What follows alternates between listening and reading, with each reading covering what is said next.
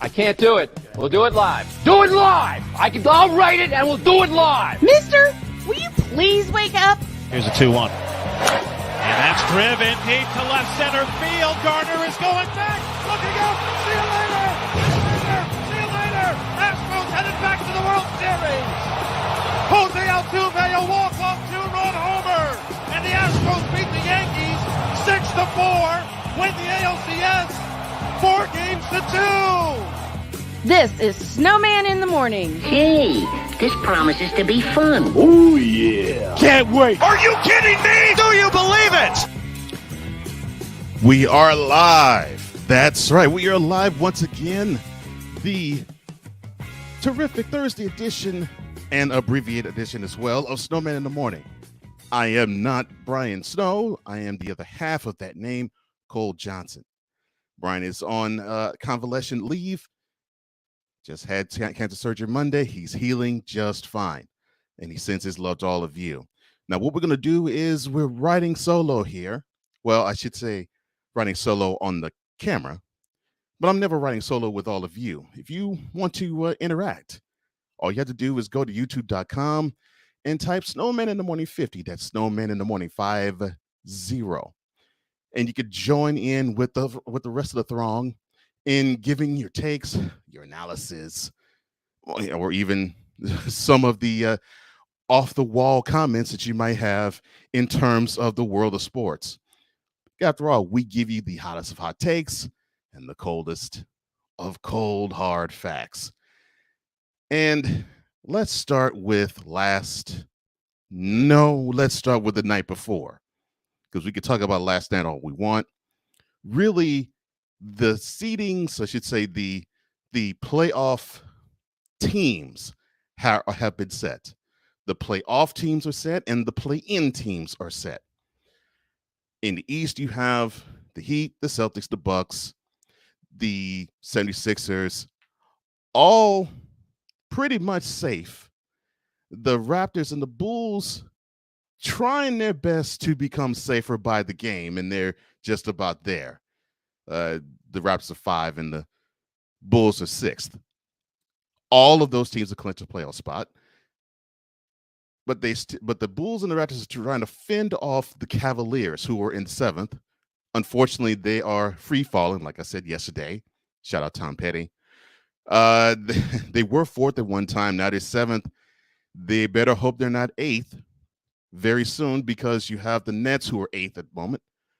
The Hawks, who are tied with the Nets with the same record, they are 9th. Brooklyn, of course, has the tiebreaker over them.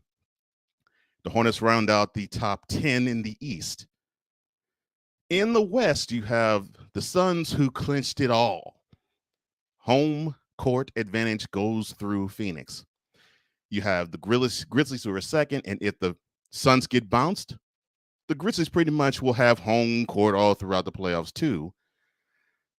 Then there is the fight between the Warriors and the Mavericks for the number 3 seed, the Jazz and the Nuggets for the number 5 seed. And I think they will fend off the Timberwolves being the number 6 seed. Will either the Jazz or the Nuggets. The Jazz have actually clinched a playoff spot. The Nuggets are still in danger of being a play-in team. They are 2 games ahead of the Timberwolves. But it's possible that they may slide into the number 7 spot. But for right now, they'll either be 6 or 7, the Nuggets and Timberwolves. So the Warriors and the Mavs fighting for number 3. The Jazz, the Nuggets, the Jazz, I think, has 5 almost sewn. The Nuggets and Timberwolves are fighting for 6. And then you have the Clippers, who are clinched, and they are set at number 8. So it's depending on them as to who will host the Clippers. Will it be the Nuggets or the Timberwolves? The 9th spot is the Pelicans at the moment. The 10th spot is the Spurs. And then there is the team that made all of sports talk quiet. Yeah. The Lakers, who finish, well, they may finish worse than 11th. You never know. But right now they are 11th, and they have no possibility of reaching 10. And with all of this talk about the Lakers' demise and should they trade Anthony Davis or should they trade Anthony Davis and LeBron James and should they trade Russell Westbrook? One thing is for sure, though, Frank Vogel, the head coach of the team, is gone at the end of the year. That's a non-starter and a non-negotiator. That that is a given. The question is, where should they go from here? And it's funny that we hear this type of talk from people like Brian Windhorst, who I well, you would probably call him a LeBron James chronologist or a chroniclist, but I look at him almost as a media version of a LeBron James apologist, although he doesn't go as overboard as one Shannon Sharp. He even said that you have LeBron James on a team, you give him 4 years, and that team is wrecked.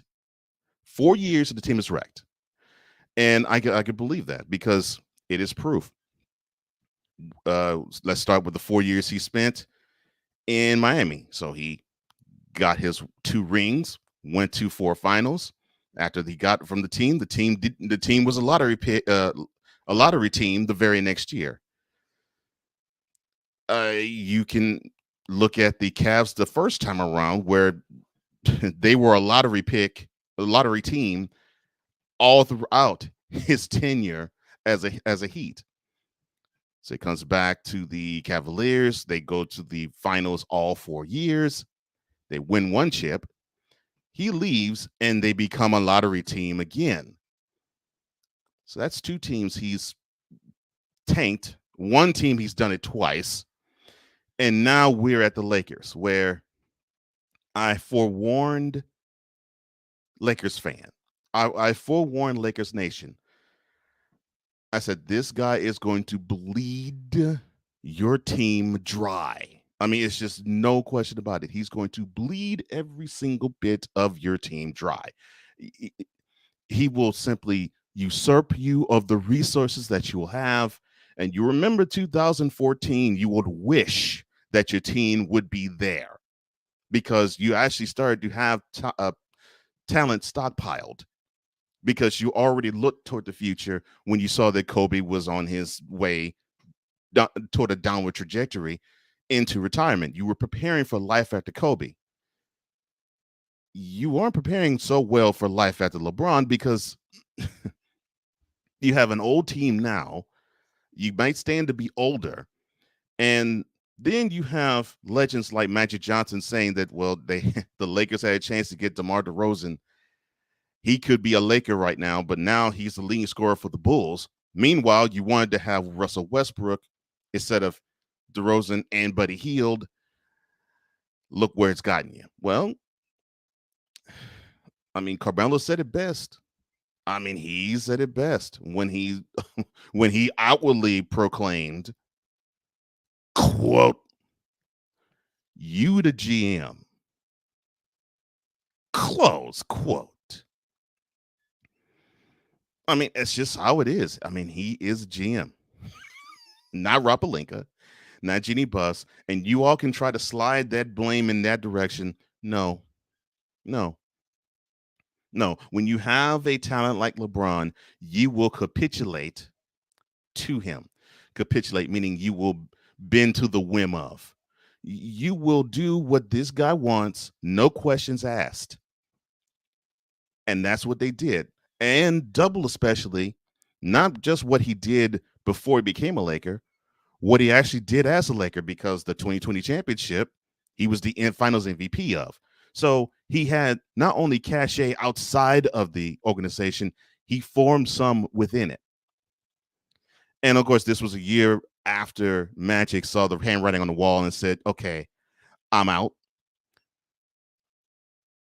Jeannie slipped on the 17th ring for the franchise's history, and all was good. All was forgiven.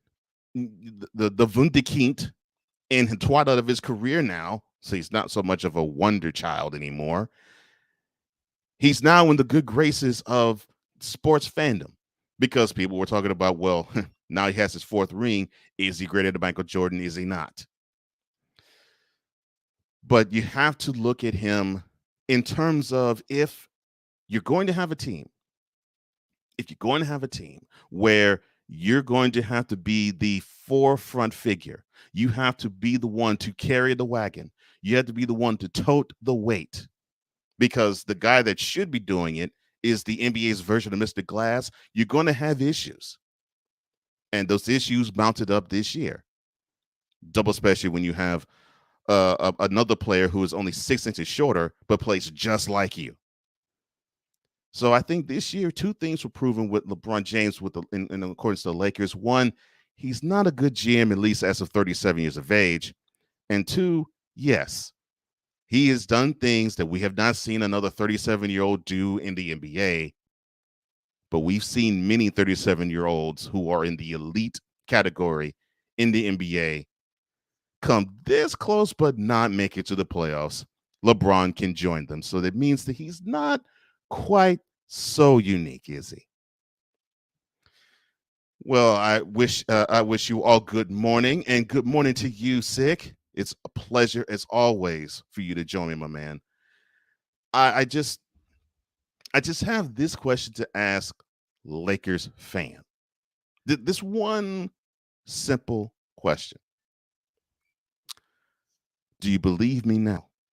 When I said way back in 2019 that this fan base that is so obsessive has poisoned you, because you gave all of us the excuse of, well, we got the ring and it's all about a championship. Well, when it comes to LeBron James, it's not just all about the championship. It's all about the front office moves. It's all about the games that is played in the media. It's all about the interest that he draws and that whomever's on his team, they draw as a result of it. And ultimately, it is about taming the media beast that is LeBron James, because your team becomes a fishbowl when he's around. And that is what you're dealing with now. And because of all of that, and because Lakers Nation is so enamored with big names and they're so enamored with success, that this was going to be, as you saw in 2020 and onward, a match made in heaven. It can't be won when a guy is on the downward slope of his career. And you could say, well, he was leading the league in scoring until now, and he won't lead the league in scoring because it looks like Joel Embiid is about to put the kibosh on that. Okay, so he averages 30 points in this year, and no 37-year-old has averaged 30 points in a season. Bravo. But I will continue to say it, and I said it on my own channel, Cold Sports, with the most recent Bronze Sexual Confessions. What good is it if you can average 30 points and your team consistently loses by 30?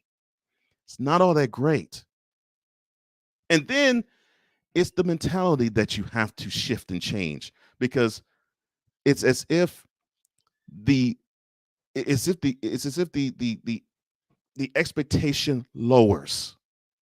And it used to be just championships with the Lakers. Now it is, if the superstar plays well and if we have some success and if we're on TV, it sounds like the NBA version of the Dallas Cowboys. If you want me to be completely forthright with you, where they're happy with their team being on TV, they're happy with the press that they get, and the team could be 8-8 or now 8-9 since they play 17 games, which is ridiculous. But I will take that tangent on at another time.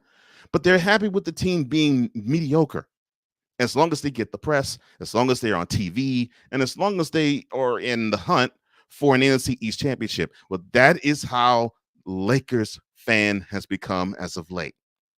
Because under LeBron, it's all about, well, we just have to get in the playoffs. Well, it's hard to do that when you are the oldest team in the league. Hard to do that. Six says, this current Lakers roster is the real life sequel to the disaster movie. You 100% correct, Sick. 100% correct. I will always go back to this because back in August, LeBron was feeling himself. 8 months ago, he looked at his team. He saw that he had Carmelo Anthony. He saw that he had Russell Westbrook. He saw that he had Dwight Howard. And he saw that he had Rajon Rondo. And he saw that he had the elite, supposedly elite guy in his prime in Anthony Davis. And he went to Twitter and he went to say, keep talking about my squad, our personal ages, the way he plays, he stays injured, we're past our time in this league, etc., etc., etc. Do me one favor, please. And I mean, please. Keep that same narrative energy when it begins. That's all I ask. Hashtag thank you. Crown emoji. And because of that tweet that he took down 1 week later, that's why this energy is being extended out to you. You learned this year, Mr. James, that you are not a good GM. Now, you are one great player. There's no debating about it. You know, the fundamentals may need work still, but you have the athletic gifts. That's not a problem. The problem comes into play where you want to blend the front office dealings with the on the court dealings, where you want to also play not just the leading player on the team or the number one guy on the team, which you should actually acquiesce to be number two, but I understand now you can't because the guy who physically is supposed to do it can't. But now you want to be the number one player, the coach, and the GM. I thought you learned that lesson in Cleveland, that it's hard to do it, but it's in your nature to control everything you want, right? Sick goes on to say individual accomplishments and highlights can't be compensated or can't compensate for team results. Exactly. And I'll get to that point in a second. He also says this is real life fantasy basketball as far as the franchise goes. 100, man. 100. And as far as the individual highlights not trying to compensate for team results, I know this is outside of Bron's Sexual Confessions, but I'll do it anyway. So I had a conversation with Bron's Sexual, and he was saying that LeBron was purposely getting time on the bench, putting on street clothes because he wanted to preserve his possible second scoring title. And my thought process was, scoring title? You should concern yourself with getting your team in the playoffs. A scoring title is not going to do your team any good. What is a scoring title going to matter? Oh, okay, so you could say you notched your second scoring title. It's the same thing as you could say, well, I became the number 2 all-time leading scorer in NBA history in the same year. So what? It's an individual accomplishment. The team, as of current, has only won 31 games. And you have very few, precious few games to improve on that number. So what good is a scoring title going to do if your team is absolutely circling the drain? It doesn't matter. Plus, you're an elite player. You get judged on different criteria than that. I mean, it's not as if you're in your 20s and you're trying to prove yourself. You've already won a scoring title. You've already have other individual accomplishments. You've already achieved team accomplishments. It's about achieving more of them. And correct me if I'm wrong, you're 2 years removed from achieving your last big-time team accomplishment in winning the Larry O'Brien Trophy. So how is it that this Bron Sexual can understand that, well, yeah, he's trying to preserve an individual title when his team that he's on gets continually spanked? That is what frustrates me about Bron Sexuals, and that's why I say that the Bron Sexuals have poisoned Lakers Nation, because now all that's being blended, and now true Lakers fans are actually asking the question, what matters more? The glitz and the glamour of the guy who is the elite player of the league and the face of the league,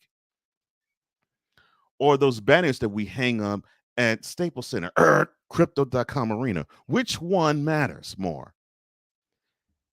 And before 2018, That was not the case with Lakers fans. Wasn't the case then? It should not be the case now. Sick goes on to say, in fact, LeBron James should stick to fantasy sports or NBA 2K if he wants to be the head coach, GM, and franchise owner. 100, bro. 100, bro. And to that, all I got to say is, damn!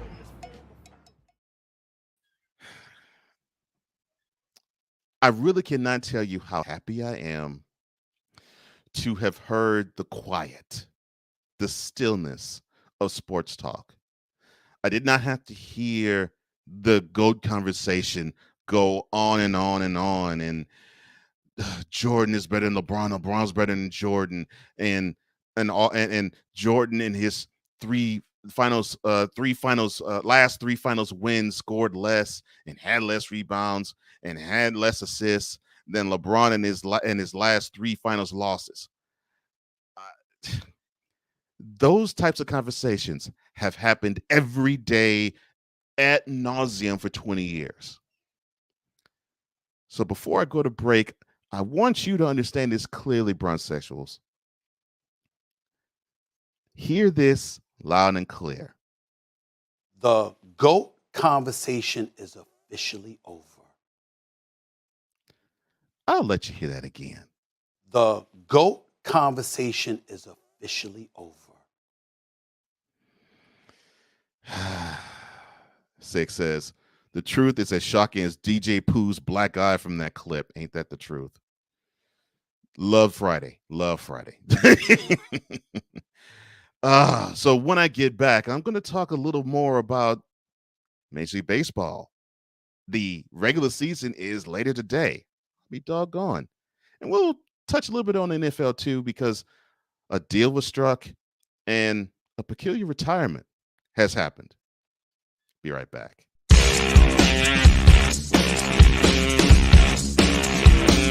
This is Snowman in the Morning.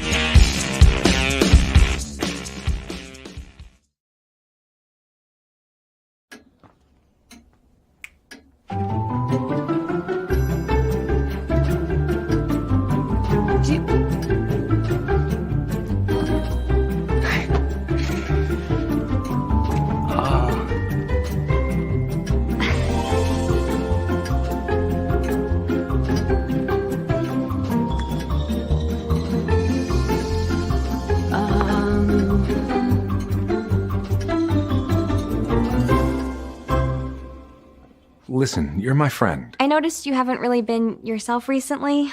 Yeah, I feel like something's up. How are you? Are you okay? Is there anything you want to talk about? I just want to know how you're feeling. And listen, even if you don't know what to say, I'm here to talk. No matter what you're going through, I just want you to know I'm here. I've got your back. When you want to talk, I'm here.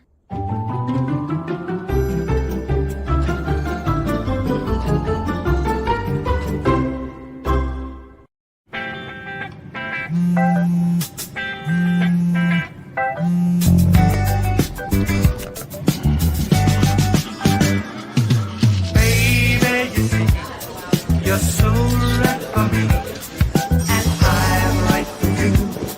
I love the things you do, like sweet tasting wine. Your lips are so divine. Your loving turns me on. My lonely days are gone. That's why I'm never gonna let you go. Never gonna let you go, babe. I'm never gonna let you go. No, never gonna let you go.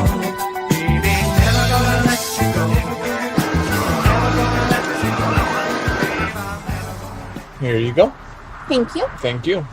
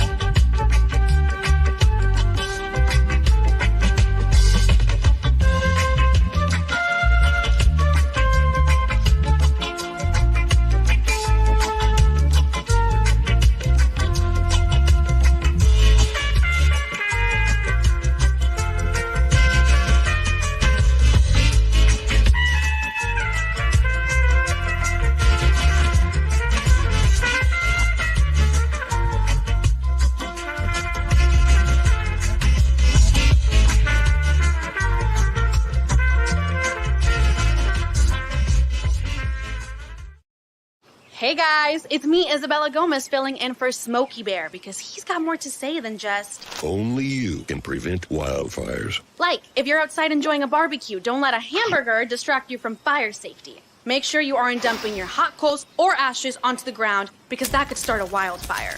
So take wildfire prevention seriously and let's save the world one day at a time.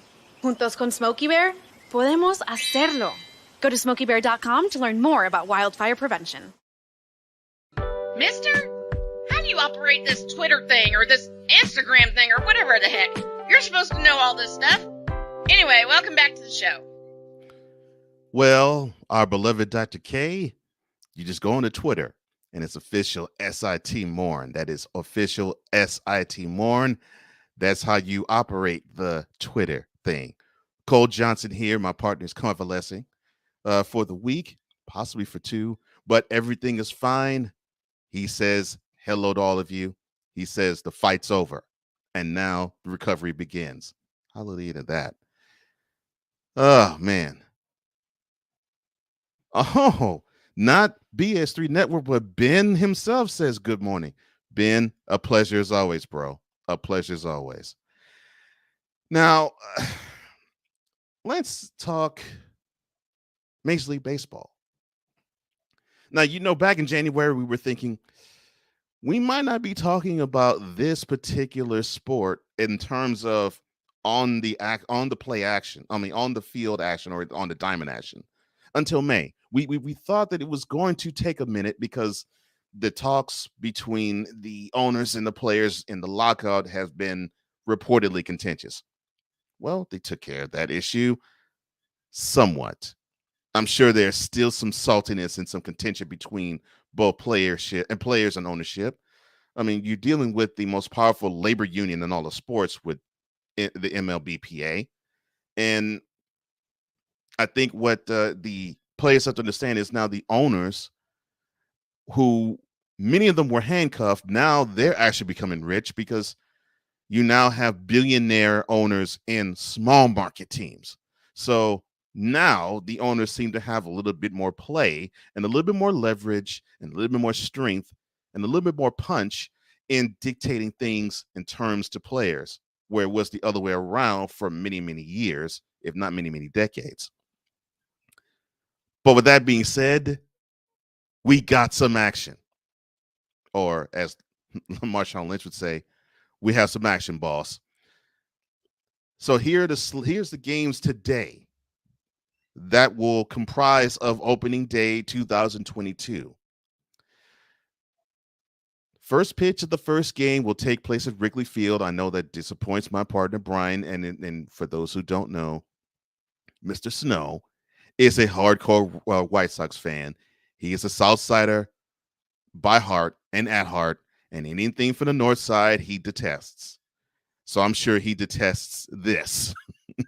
The fact the first game of the year is actually going to take place on the North Side of Chicago.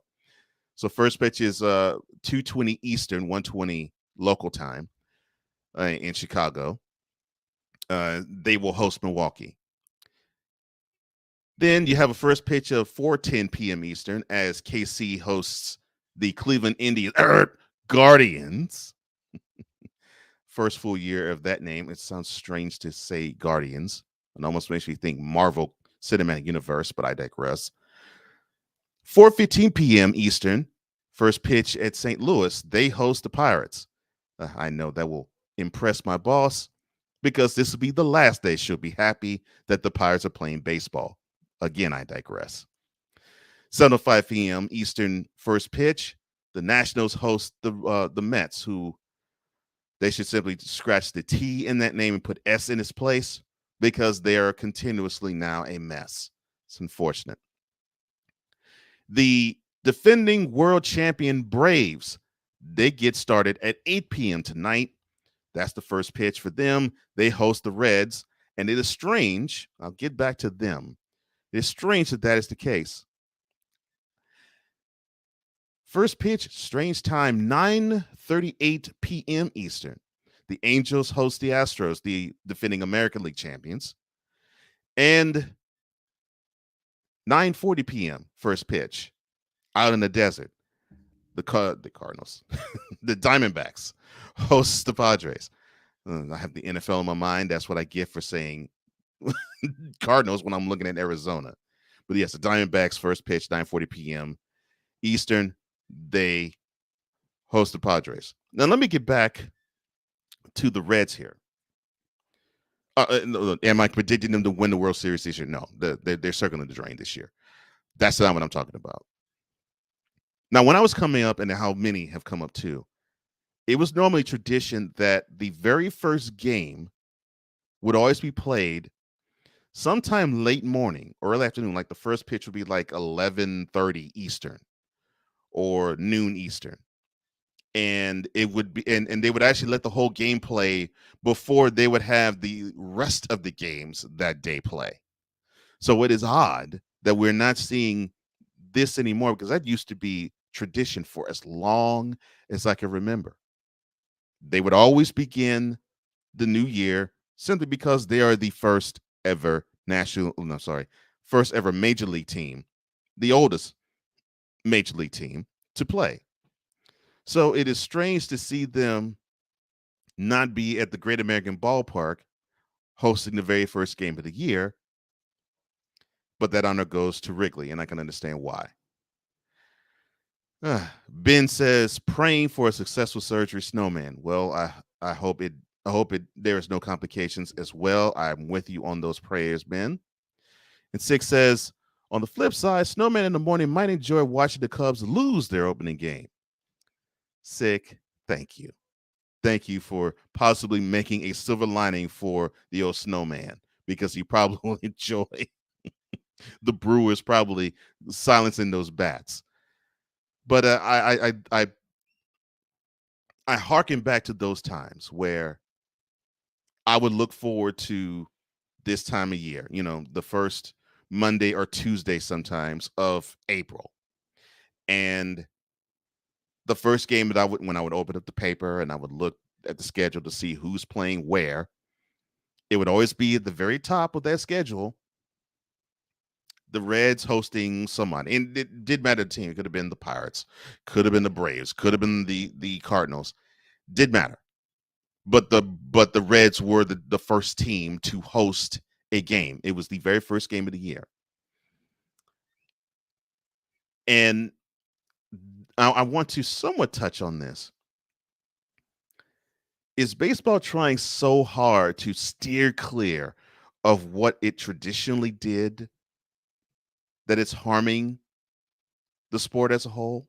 I mean, they're trying to make all these innovations, like a pitch clock and universal DH and only so many visits to the mound. They're trying to do things to speed up the game and speed up the tempo of the game. The thing is, baseball is a thinking man's game, and it is one of those types of games where I sort of hearken it to like playing chess. It moves at a pace where it's, I won't say slow, but it's methodical. And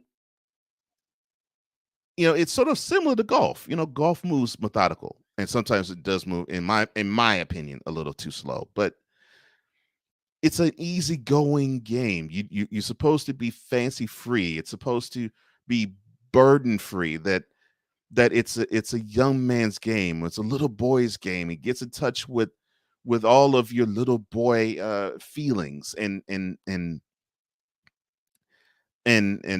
idiosyncrasies. That you get a chance to, in between pitches, tell stories if you're a father to a son, or even a mother to a son, or heck, even a mother to a daughter, or a father to a daughter. You get the chance to tell stories. Like what my father did with me when I was coming up. When I saw Nolan Rhino on the hill and he towed a rubber, you throw his fastball or his changeup or the curveball that fell off the table. And in between the pitches, my father would tell me all the goodness about Bob Gibson or Juan Marichal. And to me, that is what baseball is. You can sort of do that with basketball, and sort of do that with football, and sort of do that even with hockey. But that, those sports have a clock, and you're bound by time in those sports. You're not necessarily bound by time with baseball, and because of that, it's supposed to just transport you into a place where you just forget everything about life, including time. That you're here, and you might be here for 2 hours, you might be here for 3 hours, you might be here for 4 hours.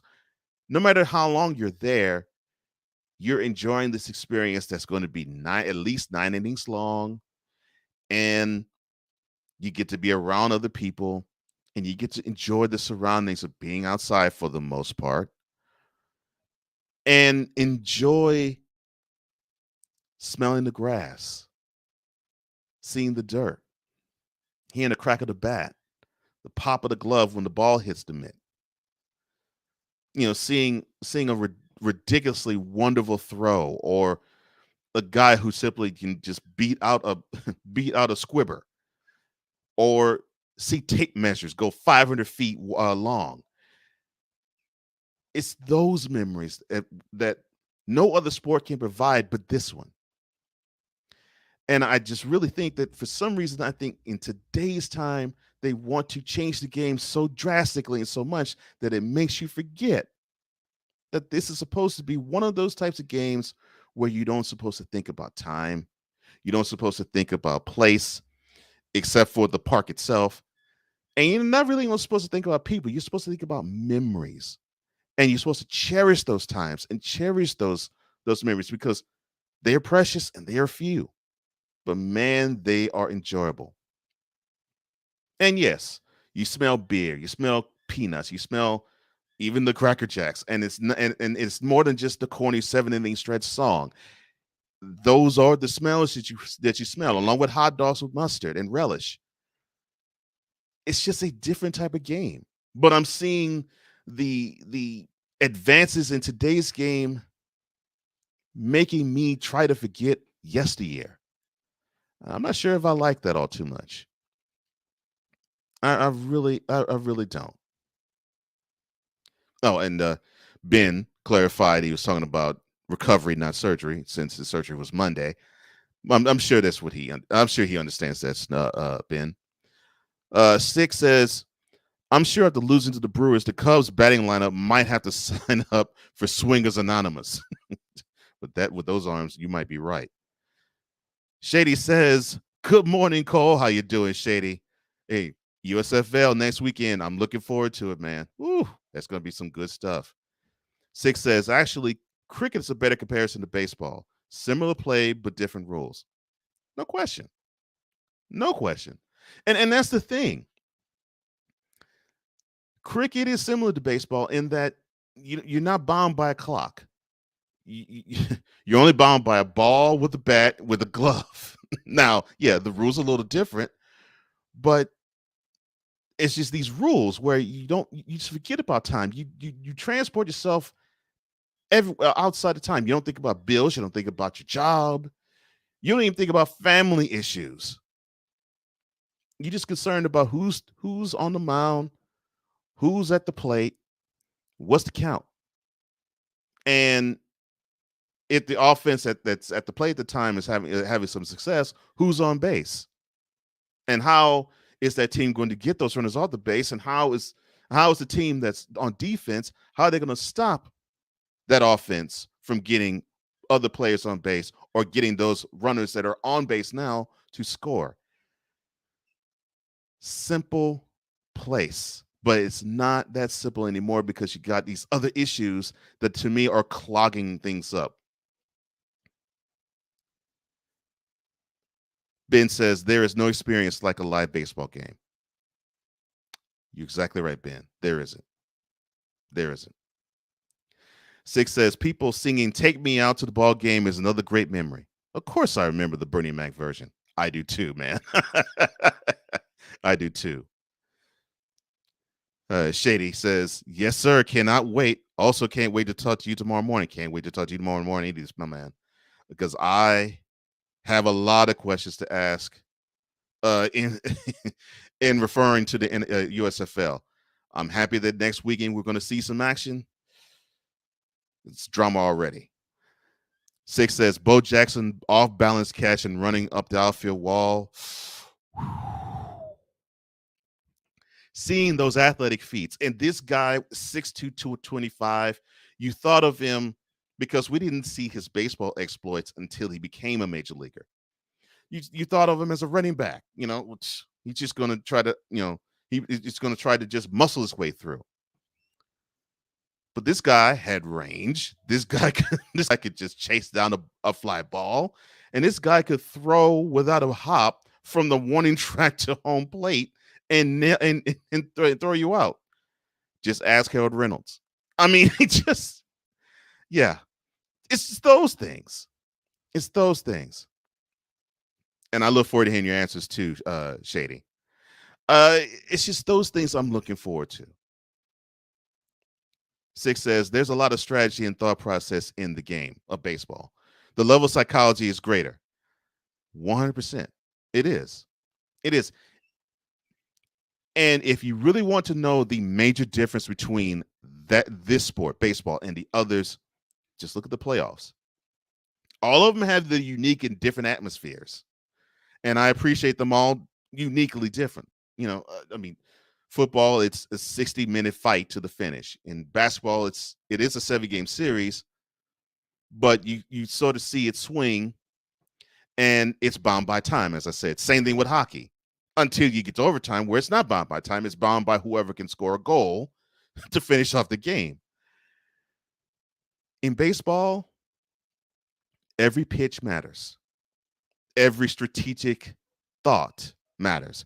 Everything that you do is intensified.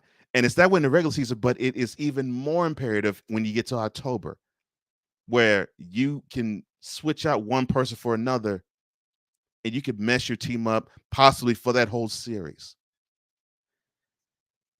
That is the part of baseball that I grew up loving.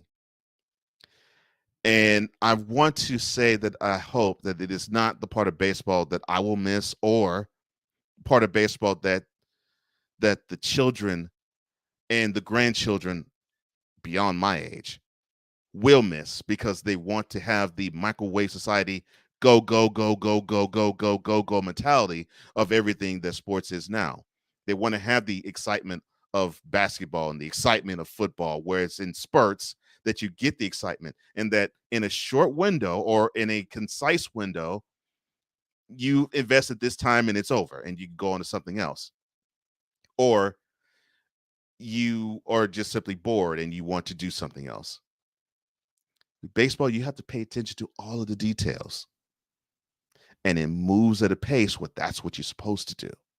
You're supposed to appreciate all of those details because the sport allows you to do that. I could go on and talk about extol the virtues of baseball, of what I believe it is and what I'm not seeing anymore. But I think it's time for me to go to another commercial break. When I come back, Shady probably like a little bit of what I'm going to talk about. We're going to talk a little NFL. Yeah. A guy got signed to a good deal and an interesting retirement. Be back in 2 and 2. Chuck Woolery, shout out to you.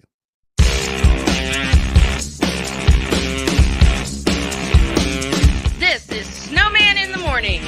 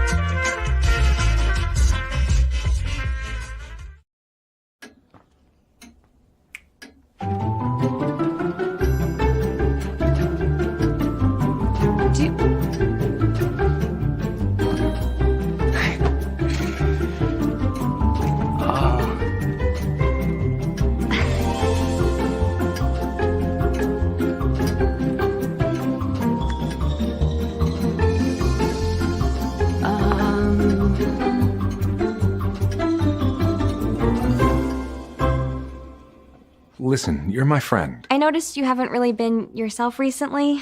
Yeah, I feel like something's up. How are you? Are you okay? Is there anything you want to talk about? I just want to know how you're feeling. And listen, even if you don't know what to say, I'm here to talk. No matter what you're going through, I just want you to know I'm here. I've got your back. when you want to talk, I'm here.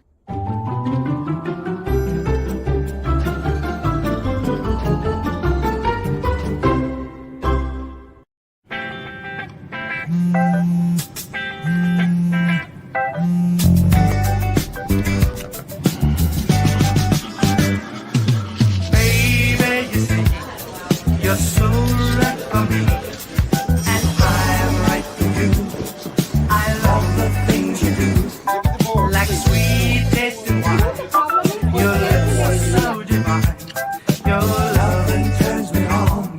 My lonely days are gone. That's why I'm never gonna let you go. Never gonna let you go. Babe, I'm never gonna let you go. No, no, never gonna let you go. Baby, never gonna let you go. Never gonna let you go. Babe, I'm never gonna. Here you go. Thank you. Thank you. Never gonna let you go.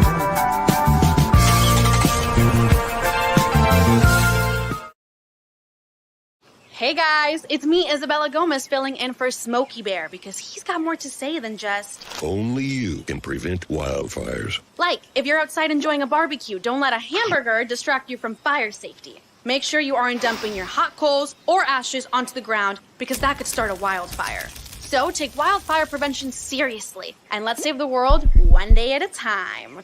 Juntos con Smokey Bear, podemos hacerlo. Go to smokeybear.com to learn more about wildfire prevention.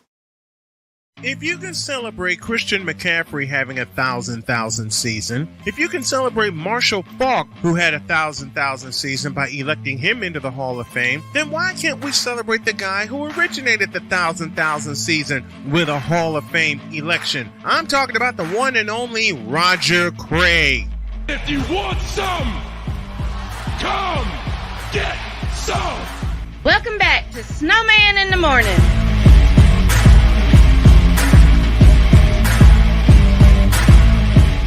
Head down the stretch. We come in the abbreviated edition of Snowman in the Morning. I have other engagements, unfortunately, which makes this show short for the day. But I'm glad to be here. Cole Johnson on the mic and on the camera, doing it solo as my partner heals up from surgery. And before I do, I have to put forth this PBB, this bulletin, because there's a missing person. I don't know where he is or what he's doing, but please, I implore you, help me find this person because I haven't seen him in a long time.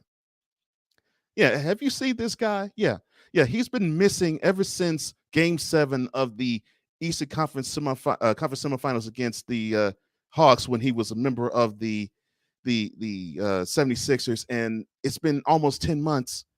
I don't know if he still plays anymore. We don't have to do a where are they now thing on him. So yeah, just if you've seen him, please report him to Snowman in the Morning with Cole Johnson. We all would appreciate it. Thank you. That felt so good. All right. Before I forget, tomorrow I'm actually gonna have a few guests. Of course, same Shady Sports. We're gonna talk a little bit about USFL. Hopefully I can reach on Mr. Chris Bass. We'll enter the Boom Shakalaka. And I'm going to set aside a segment and talk about my boy Snow before we close tomorrow's show. But as for today, Six says, people forget, talking about baseball, that there's a lot of technique and biomechanics when it comes to throwing a pitch or hitting a ball. It's more than just physicality.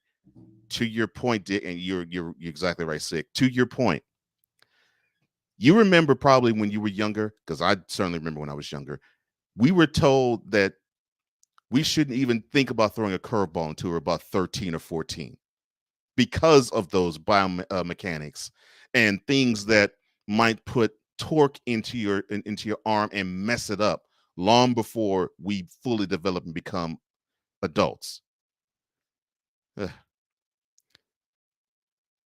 Shady says, I'm glad you mentioned the retirement, and I will talk about that retirement. I think he was an underrated player who deserves his due. Best of luck in your post-playing career.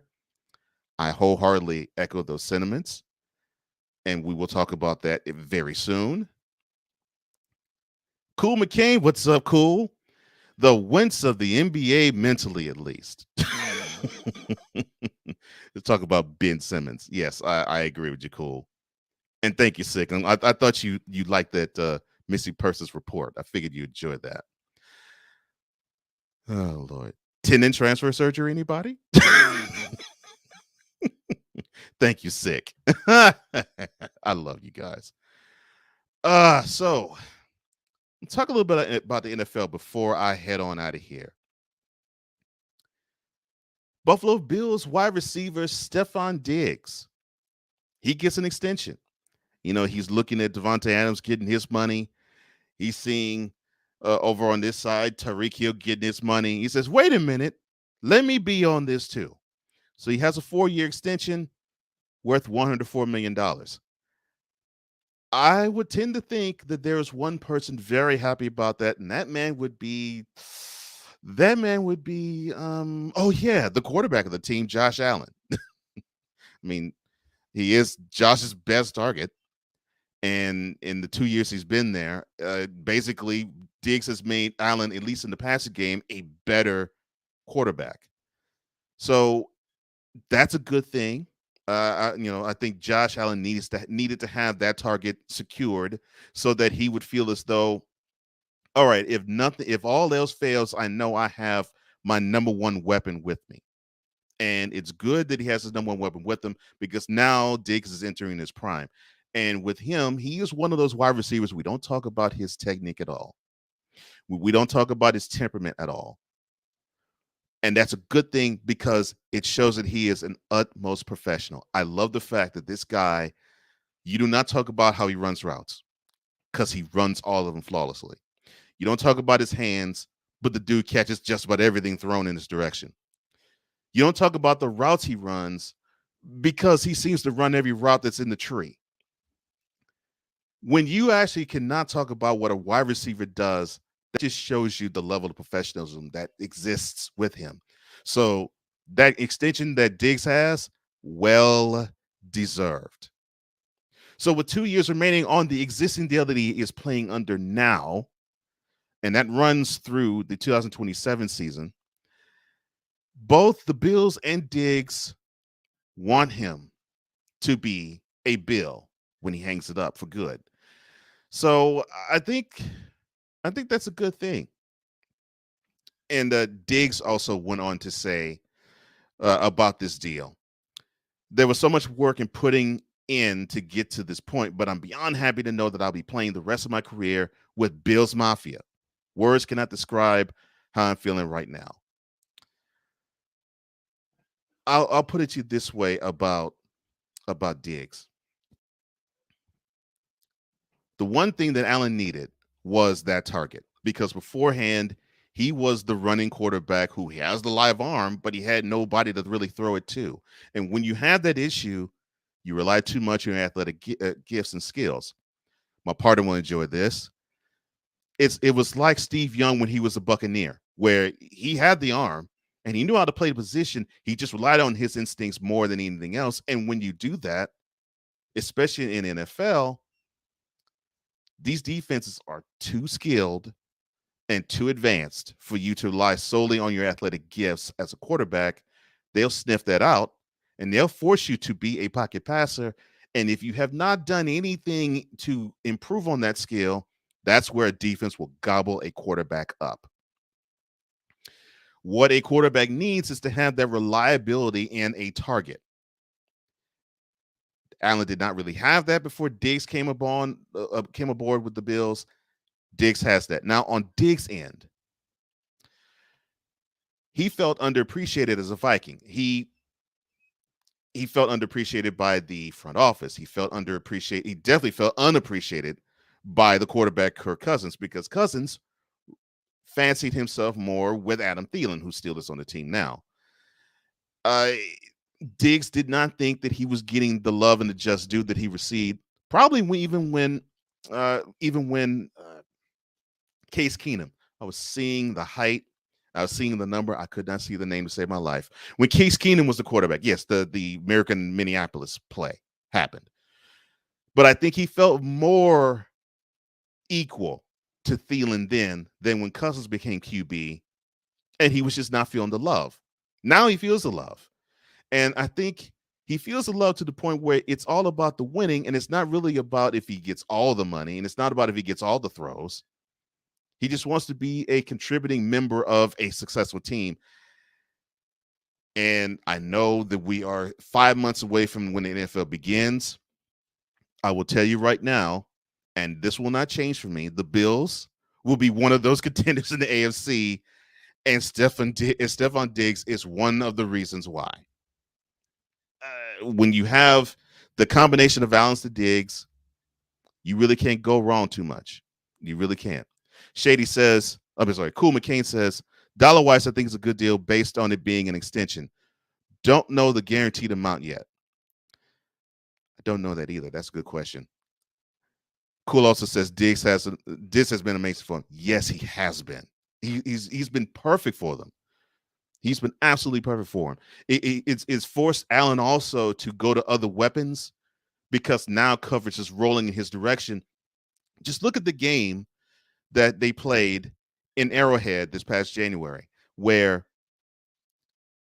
the Chiefs were rolling coverage in his direction, whether they were in zone or man-to-man. They were rolling coverage in his direction. It freed Gabriel Davis open, and he got 4 touchdowns in that game. That is the importance of a Stefon Diggs, where he can open it up for other people, or when you pay attention to other people and you say, well, we know we can defend him one-on-one, he can clown your one-on-one. 6 says, wide receivers, tight ends, and running backs must have a good relationship with the quarterback. Otherwise, the team's offense is a bust. Doggone, I wish I had a mic because I drop it right now. Yes, sir. Yes, sir. I'll read that again. Wide receivers, tight ends, and running backs must have a good relationship with the quarterback. Otherwise, the team's offense is a bust. I'll even extend on that and say the offensive line, especially the center. Because if they all aren't in sync with the quarterback, you might as well just simply scratch your whatever playbook you have for whatever offense that you're trying to run, even if it's a West Coast style of offense, and say, opposing defense, have at the QB because we can't do jack against you. And Cool agrees with Sick, and I agree with him too. Now, that is the signing that I wanted to talk about. The retirement, and it sort of shocked me a bit when I saw it. The retirement comes from the camp of former Texans linebacker Whitney Mercilus. The former Illini announced that at 31, he's hanging it up. He said, I decided I'm hanging up the cleats and I'm looking forward to the next chapter in my life. He posted that on Instagram. Now, he was the first round draft pick, not the first overall. He was the first round draft pick for the Texans in 2012. He signed with the Packers, but he tore his left bicep back in November. And he was placed on IR, but he wasn't able to return in time for the playoff loss at home to the 49ers. Now, in his 138 games, he had 362 sacks, 362 tackles. If he had 362 sacks, he'd be a first ballot Hall of Famer. 362 tackles, 58 sacks, 13 forced fumbles, and 2 picks. Now, 57 of those sacks were with the Texans. That still ranks second in franchise history behind Watt, J.J. Watt, that is, who laps the field with them with 101. Now, his best season came in 2015 when he had 12. The shock to me is he still was able to go. I'm not saying he was the best pass rusher, but he was an adequate one. And if you have a good defensive line to help him out, and maybe even another pass rusher to help him out, he actually could be one of those where it's like if one guy gets 15 on the other side, Mercilus can give you a double-digit sack year if he's healthy.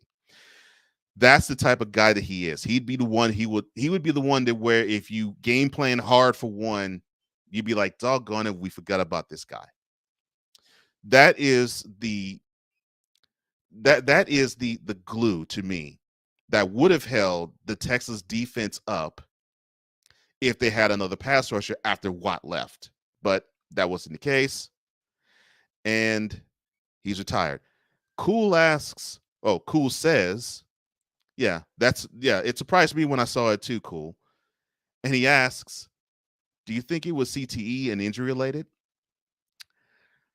Part of me thinks it is. Because he's an intelligent guy. So part of me thinks this is a CTE related retirement. Now, I don't know if that's the case, but we're starting to see players now. Patrick Willis comes to mind right off the bat. And Chris Borland, a teammate of his too, comes right to mind quick too, where they had many good years left, but they decided to retire early.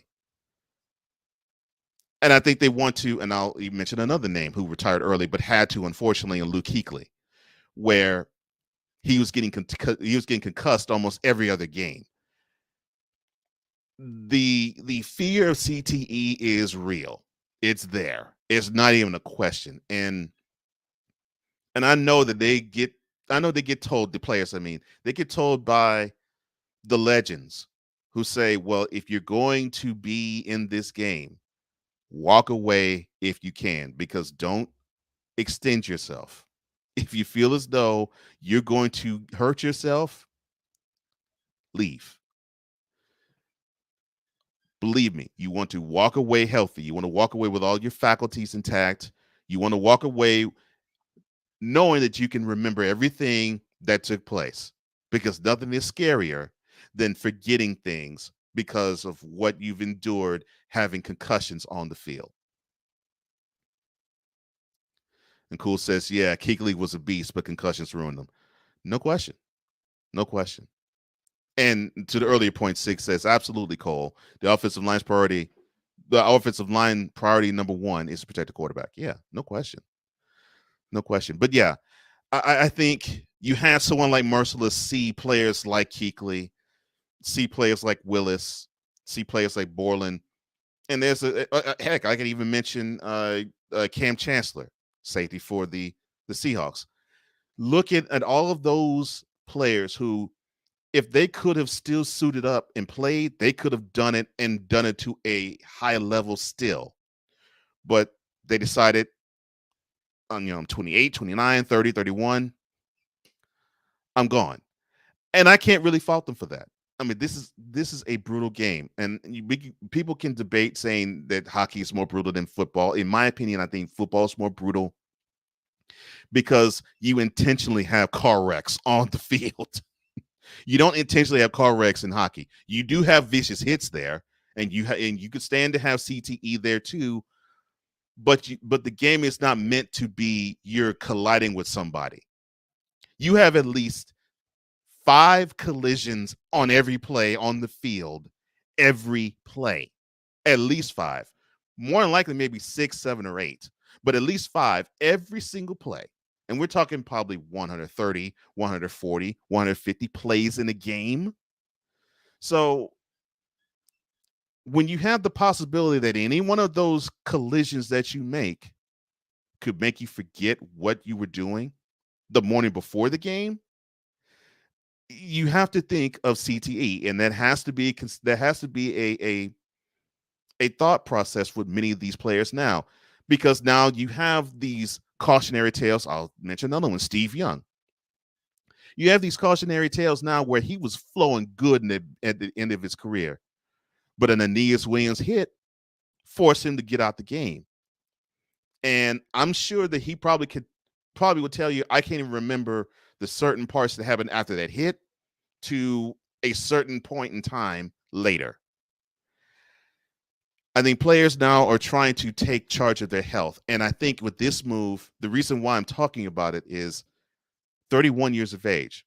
Normally, you would think that a football player would hang it up starting about 35. 31, that's a bit young. So, yeah, I think to fully come full circle and answer Cool's question, I think it was more CTE than injury related. Although, yeah, he did suffer some injury this past year. But I think this was more, I wanted to get out the game healthy in the brain more than the body. But the body also matters too, because you never know, something with the rest of your body from the neck down can happen too. 6 says CTE goes beyond football. It's become a major issue in ice hockey, rugby, combat sports, etc. Yeah, especially since in the last 20 years, and in wrestling too, pro and amateur, it's come to the point where now we're having doctors look at brains and see the difference between one where they didn't go through contact sports and combat sports, and one who has.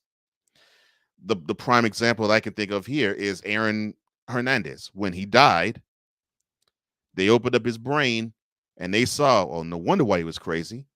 This guy suffered from CTE overload. I mean, this guy was concussion city.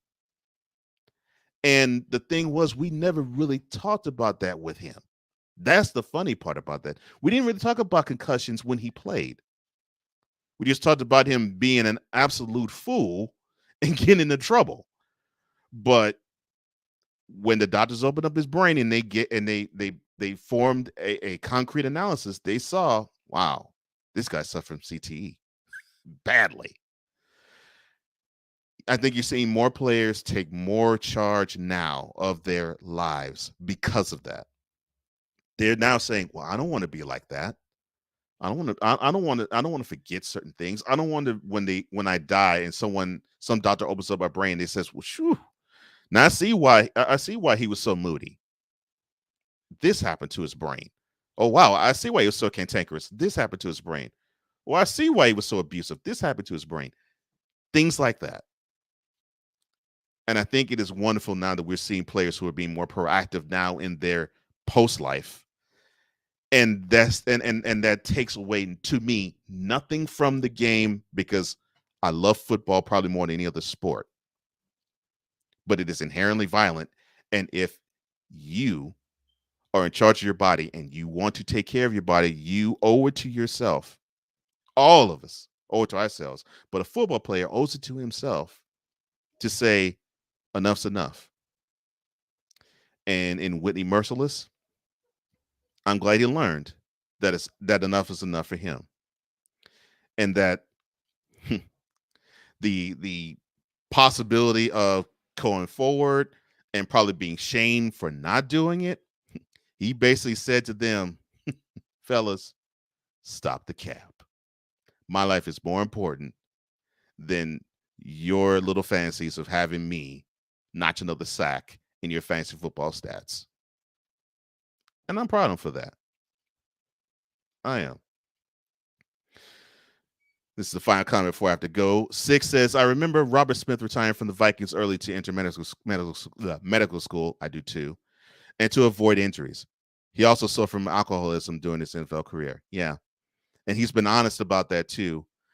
And he's thankful that he actually took time away from the game early to take care of all of those pursuits. And the healthier a person could be, the better we all as a human family can be. So I have no issue with him, Whitney, hanging it up before it's time. None. That concussion movie with Will Smith really changed my perspective on CTE. That comes from Ben. Yeah, and it changed mine too. Well, that is all the time I have. Unfortunately, I have other priorities to tend to. But I've really enjoyed this time with you guys, and I will be back tomorrow. Same time, same channel. It'll be a little longer than this abbreviated version. But for now, I am Cole Johnson. And on behalf of Brian Snow, I'm here to say to you that I hope you take care and God bless. Make your next move your best move. And always remember, your dreams don't scare you, then they're not big enough. Dream big, do bigger. We are, and we hope you are too. Until tomorrow, For the Snowman, this is Cole. Out!